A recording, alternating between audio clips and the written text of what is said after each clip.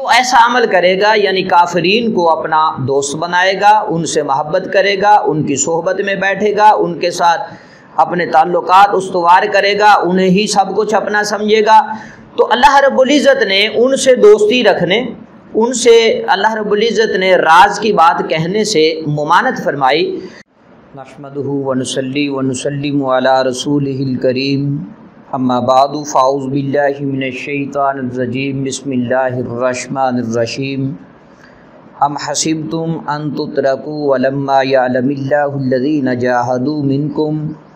ولم يتخذوا من دون اللہ ولا رسولہ ولا المؤمنین ولیجا واللہ خبیر بما تعملون۔ صدق اللہ مولانا العظیم وصدق رسولہ النبی الکریم الامین۔ ان اللہ وملائکتہ یصلون علی النبی یا ایھا الذین آمنوا صلوا علیہ وسلموا تسلیما۔ الصلاۃ والسلام علیک یا سیدی یا رسول اللہ، الصلاۃ والسلام علیک یا سیدی یا حبیب اللہ۔ حمد و صلاۃ کے بعد میرے نہایت ہی معزز و محتشم سامعین کرام، اللہ رب العزت کے فضل اور اس کی توفیق سے سورۃ توبہ کی آیت نمبر 16 پڑھنے کی ہم سعادت حاصل کر رہے ہیں، جس میں خالق قدوس جل وعلا نے ایمان والوں کو مخاطب کر کے ارشاد فرمایا، ام حسبتم، کیا تم اس گمان میں ہو،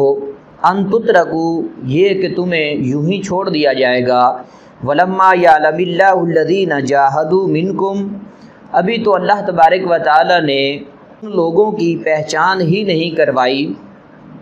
جو تم میں سے اللہ کی راہ میں جہاد کریں گے، ولم یتخذوا من دون اللہ ولا رسولہ ولا المؤمنین ولیجا، وہ جنہوں نے اللہ کے سوا اور اس کے رسول اور ایمان والوں کے سوا کسی کو اپنا ہمراز نہیں بنایا، واللہ خبیر بما تعملون، اور اللہ خبردار ہے تمہارے کاموں سے۔ اس آیت مقدسہ کا خلاصہ یہ ہے کہ اے ایمان والو، تم اس گمان میں ہو کہ تمہیں ایسے ہی چھوڑ دیا جائے گا،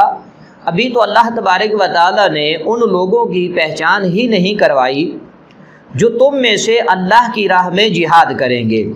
اور ان کی بھی پہچان نہیں کروائی گئی جو اللہ اور اس کے پیارے محبوب علیہ الصلاۃ والسلام اور ایمان والوں کے علاوہ کسی کو اپنا ہمراز نہیں بناتے ہیں، یا وہ لوگ جو اللہ اور اس کے رسول صلی اللہ علیہ وآلہ وسلم کے علاوہ ایمان والوں کے علاوہ کسی کو اپنا ہمراز بناتے ہیں، یعنی یہودیوں کو، نصرانیوں کو، مجوسیوں کو، ان کو اپنے راز کی بات کہتے ہیں۔ اس سے بھی اللہ رب العزت نے ممانعت ارشاد فرمائی، واللہ خبیر بما تعملون، اللہ کو تمہارے کاموں کی خبر ہے۔ اس آیت سے یہ بھی معلوم ہوا کہ دعوی ایمان کی صداقت کے لیے امتحان بھی لیا جاتا ہے کہ بندہ مشکل حالات میں اللہ تبارک و تعالیٰ کے حکم کے مطابق کیا وہ ثابت قدم رہتا ہے، صبر کرتا ہے یا نہیں کرتا ہے۔ اس آیت سے معلوم ہوا کہ مخلص اور غیر مخلص کے درمیان امتیاز کر دیا جائے، اور مسلمانوں کو خاص طور پر کفار سے دلی محبت اور عقیدت رکھنے سے منع کیا گیا، اور انہیں اپنے راز کی بات کہنے سے بھی منع فرمایا گیا۔ خالق قدوس جل وعلا نے سورۃ آل عمران کی آیت نمبر 28 میں ارشاد فرمایا، لا یتخذ المؤمنون الکافرین اولیاء من دون المؤمنین، کہ ایمان والوں کے علاوہ تم کافرین کو اپنا دوست نہ بناؤ، وَمَن يَفْعَلْ ذَلِكَ فَلَيْسَ مِنَ اللَّهِ فِي شَيْءٍ، جو ایسا عمل کرے گا یعنی کافرین کو اپنا دوست بنائے گا، ان سے محبت کرے گا، ان کی صحبت میں بیٹھے گا، ان کے ساتھ اپنے تعلقات استوار کرے گا، انہیں ہی سب کچھ اپنا سمجھے گا، تو اللہ رب العزت نے ان سے دوستی رکھنے، ان سے اللہ رب العزت نے راز کی بات کہنے سے ممانعت فرمائی۔ جو بندہ بھی ان سے اپنے راز کی بات کہتا ہے اور ان سے اپنے دوستانہ تعلقات استوار کرتا ہے، اللہ رب العزت کے ساتھ اس کا کوئی تعلق نہیں ہے۔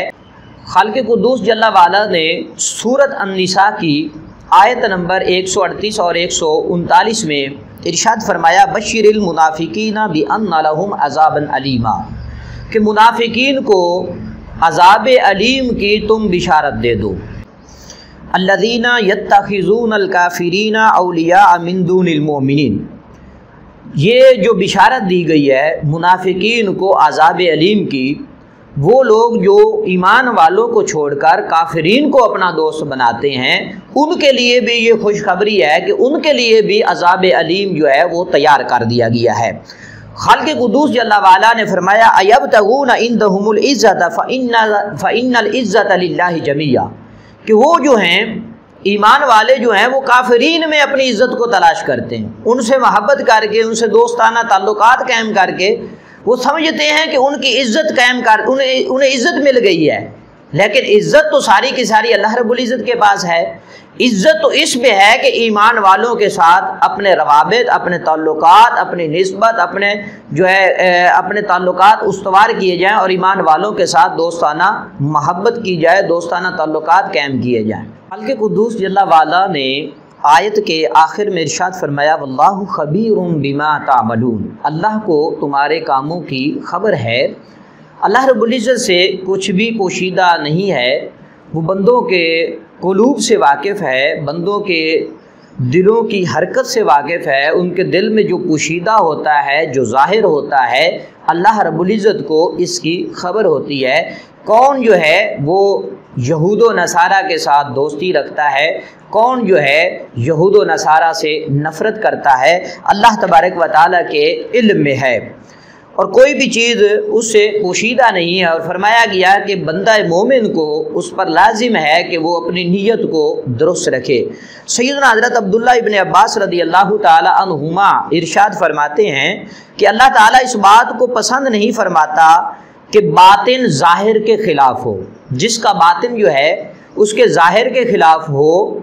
या जिसका ज़ाहिर जो है उसके बातिन के ख़िलाफ़ हो, उसी को मुनाफिक कहा जाता है। और याद रखें कि मुनाफिक जो होता है वो काफिर से